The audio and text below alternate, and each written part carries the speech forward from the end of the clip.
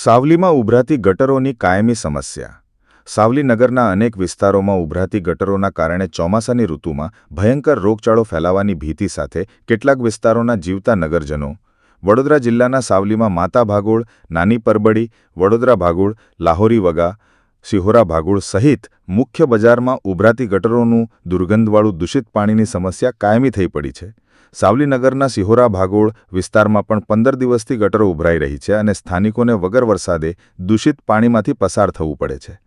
નજીકમાં જ પ્રસિદ્ધ ભીમનાથ મહાદેવ મંદિરનો પ્રવેશદ્વાર અને શૈક્ષણિક સંકુલ આવેલું છે, જ્યાં નગરપાલિકાનું સફાઈ અભિયાનનું મોટું બેનર લાગેલ છે.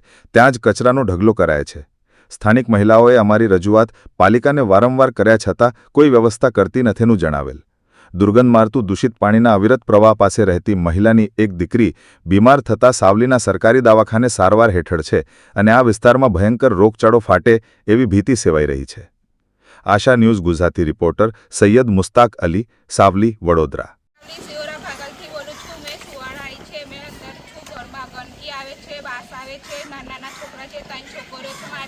કઈ લઈને જો અહીંયા દરવાજો બી ખુલ્લો રહે છે, બાસ આવે છે, ગટરો ઉભરાય છે, કોઈ કશું કરવા તૈયાર છે નહીં. કેટલી વાર વારંવાર અમે તકલીફ કરીએ છીએ. પાલિકાને જાણ કરી હતી આ બાબતમાં? વારંવાર કમ્પ્લેન કરે છે, કોઈ આવતા નહીં. ગટર જોવા કોઈ બી અને બીમારી થાય છે. અમે દવાખાનામાં જઈએ છીએ, કેટલી વાર જઈએ, વારંવાર છોકરાઓ બીમાર થાય છે. કોઈ જોવા બી નહીં, કોઈ નિકાલ નહીં કરતું. અમે ગરીબ છે, અમે કઈ લઈને જઈએ? પ્રાઇવેટ દવાખાના અમારા લીધે કહીએ નથી. સરકારીમાં કેટલી વાર જઈએ, અમારા છોકરા વારંવાર બીમાર થાય છે. કઈ નિકાલ કરો એનું. ગટરો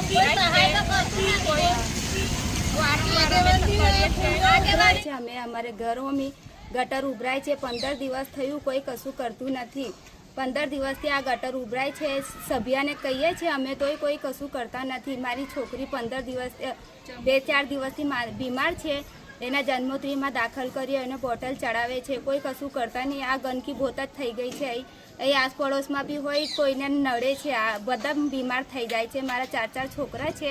મારા 4 છોકરા લઈને હું જન્મોત્રીમાં રહું છું. 4 છોકરા લઈને મારા ઘેરમાં કોઈ નથી, બરાબર?